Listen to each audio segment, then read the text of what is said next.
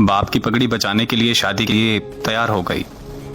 निकाह का दिन था। लड़की ने अपने उस लड़के को कॉल की जिससे वो मोहब्बत करती थी और उसे कहा कि शादी में ज़रूर आना। तो लड़के ने मना कर दिया। लड़की के बहुत ज़्यादा इसरार करने पर वो लड़का मान गया। जब निकाह का दिन था और निकाह का वक्त हुआ तो वो लड़का लड़की के सामने खड़ा था। वो लड़का उस लड़की की दी हुई अंगूठी पहन कर आया था जो कभी उस लड़की ने उस लड़के को दी थी। मौलवी साहब ने पहला कबूल है कहने को कहा। लड़की कांपती हुई आवाज में बोली, कबूल है। लड़की ने फौरन लड़के की तरफ देखा और वो गर्दन झुकाए उस लड़की के सामने खड़ा था। मौलवी साहब ने दूसरा कबूल है कहने को कहा तो लड़के ने अंगूठी उतार दी। जब लड़की ने तीसरा कबूल है कहा तो लड़के की आंख से एक आंसू निकलकर उसके रुखसार पर जा गिरा। उस लड़के के हाथ से अंगूठी गिरी और वो चला गया।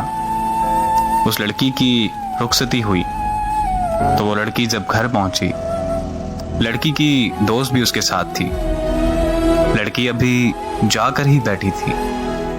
इतने में उसकी दोस्त को एक कॉल आई और कॉल सुनते ही लड़की की दोस्त के हाथ से मोबाइल गिर गया।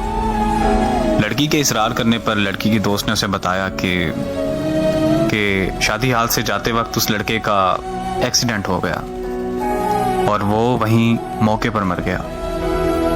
ये अल्फाज सुनने ही थे कि लड़की के पांव तले जमीन निकल गई, मानो जैसे लड़की पर आसमान आ गिरा हो। वो लड़की अपने होश गंवा बैठी थी।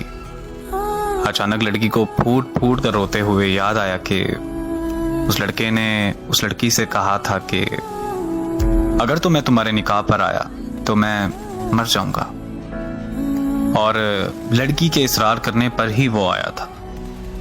लड़की और फूट फूट कर रोने लगी कि मेरे कहने पर वो आया था।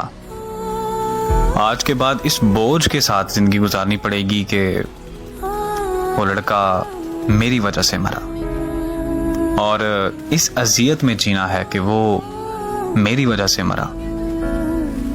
मर्द मर तो जाता है लेकिन वो अपनी पहली मोहब्बत को कभी नहीं भूलता। मानो कि उसकी पहली मोहब्बत ही उसके लिए पूरा कुल जहान होती है। और